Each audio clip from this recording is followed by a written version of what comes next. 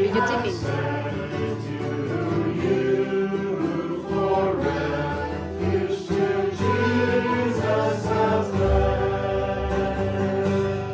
Good morning guys, welcome back to the channel. So happy Saturday morning guys. So today's vlogs we are making maha blanca guys today. So now we are putting all the ingredients in the pots and let it simmer. Very simple recipe lang to guys ang ating maha blanca. At naglagay tayo ng coconut milk and fresh milk, whole corn, and then creamy corn, 1 can each. And then meron din white sugar, 1/3 cup of white sugar nilagay natin dito pinaghalo, at saka isa condensed milk, 3/4 cup of condensed milk. And then later, mamaya, after na masimmer natin to guys, maglagay tayo syempre ng cornstarch.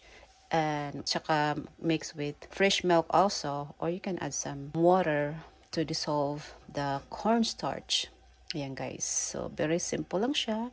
At lang natin ang ating maha blanca, at mamaya pagtapos na ito ay transfer natin sa container, and then ilagay natin sa ref hanggang lumamig siya at mag-firm yung ating maha blanca. Yan guys, napakadali lang 'di ba gawin ang maha blanca. Actually I already make this twice and it's really tastes really good, yummy. And nagdala rin ako nito sa church, maha blanca for desserts, at nagustuhan naman nila guys. So magluluto ulit tayo ng maha blanca dahil mamayang hapon, mamayang gabi, it's Saturday night, it's Saturday, so we're gonna have a Bible study tonight. So that's why I am making maha blanca for desserts. So ito ang dadalhin natin mamaya guys sa ating Bible study. Ayan. At napakalamig ngayon dahil raining. Yes, today is April 26, Saturday morning. Ayan guys, so gawa tayo ng maha blanca. Ayan, so hayaan lang natin siya guys mag-simmer ang ating blanca, and mamaya i-add natin ating cornstarch para lumapot naman ang maha blanca natin. Alright guys, so balikan ko kayo after this. Thanks for watching. Don't forget to like and subscribe and share the video if you can. Thank you. See you guys later.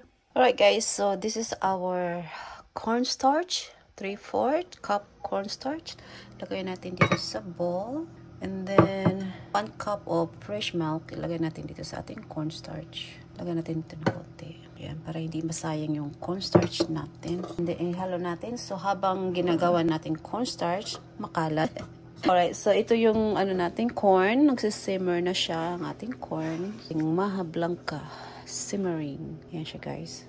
So after nito guys, after nag-shimmer na nga maha blanca, and then we're gonna add the cornstarch. Syempre, you have to turn off.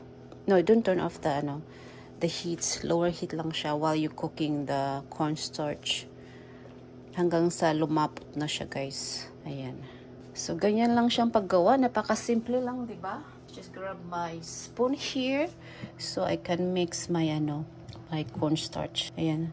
Alright guys, so imimix ko lang to. Mahirap mag-vlog. I'm holding my camera while I'm mixing this. I can't do it with one hand. Mixing kasi tumigas na yung See, tinan mo yung tumigas na yung cornstarch. So balikan ko kayo guys. Imimix ko lang to. Tapos iti-transfer natin siya dito. So dyan lang kayo. Guys, let's mix this. Let's pour the cornstarch here. Ayan na yung cornstarch natin. At let it mix hanggang sa lumapot na ang maha blanca. Ayan guys. Ayan. Bilis lang siya nag-tick So let's lower the heat. Ayan. So keep mixing. Ayan na guys. Lumapot na ang ating maha blanca. At bago mo siya i-transfer sa container, let it cool down muna yung maha blanca natin hanggang sa lumamig siya ng konti dito sa pots. And saka mo lang siya i-transfer doon sa container. Transfer to the container the maha blanca and let it cool down for 30 minutes before putting inside the fridge. Yan guys.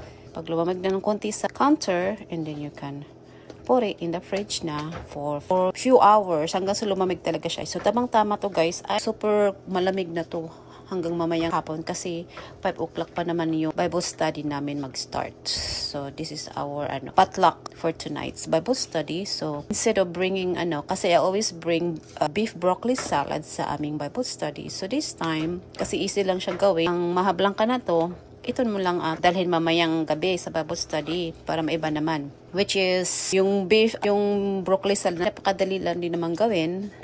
So, para maiba naman ang ating dalhin natin sa ating potluck, magdala na lang tayo ng homemade na maha blanca para matry naman nila ng mga American friends sa ating Bible study ang ating maha blanca. Baka kasi hindi pa nila natikman ito, so ipatitikim natin sa kanila. Ayan guys. So, ganito lang siya guys. Hindi tapos na.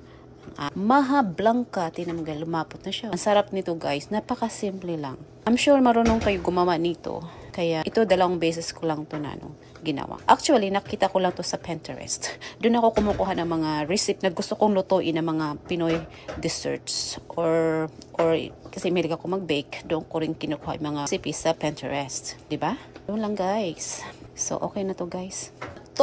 Ayan, tikman natin ang maha blanca. Yummy.